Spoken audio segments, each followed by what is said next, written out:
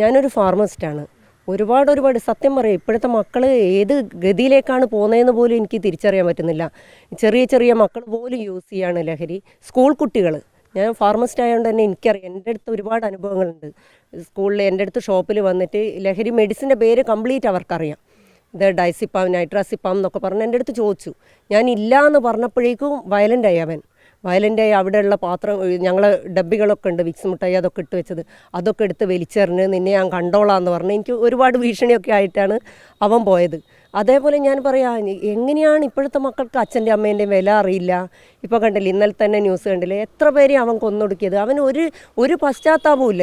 ഇപ്പം പോലും ചെയ്തതിന് ഒരു ഭാവ വ്യത്യാസം അവൻ്റെ മുഖത്തില്ല. അപ്പോൾ ഞാൻ പറയാം, നമ്മളെ ലോകം എങ്ങോട്ടാണ് പോയിക്കൊണ്ടിരിക്കുന്നതെന്നുള്ളതാണ് എനിക്ക് മനസ്സിലാവുന്നില്ല. എൻ്റെ അടുത്ത് തന്നെ ഫേക്ക് പ്രിസ്ക്രിപ്ഷൻ വരാറുണ്ട്. പ്രിസ്ക്രിപ്ഷൻ അവർ ഡയറക്റ്റ് ബാംഗ്ലൂരിൽ നിന്ന് പ്രിൻ്റ് ചെയ്തു, എന്നിട്ട് അതിൽ മെഡിസിൻ്റെ പേരെഴുതി. എന്നിട്ട് ഞാൻ പറയും, ഇവർക്ക് ഈ അറിവുകളൊക്കെ കിട്ടുന്നത് എനിക്ക് തോന്നുന്ന ഫോണിലൂടെ ആയിരിക്കും. ഫോണിൻ്റെ അമിതമായ ഉപയോഗം ഇവർക്ക് എവിടെ ഇത് കിട്ടും, എങ്ങനെ ഇത് യൂസ് ചെയ്യണം, എന്താണ് മെഡിസിൻ്റെ പേര്, MDMA എന്നൊക്കെ പറഞ്ഞാൽ ഞങ്ങളെ നാട്ടിൽ നിന്നൊക്കെ ഒരുപാട് പിടിച്ചിട്ടുണ്ട്.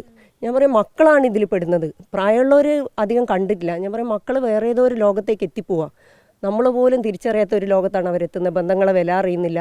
അവർക്കിപ്പോൾ പഠിക്കുകയൊന്നും വേണ്ട, അവരിപ്പോൾ എത്തിപ്പെടുന്നത് വേറെ ഏതോ അതിലും സുന്ദരമായ ഏതോ ഒരു ലോകത്തിലാണ്.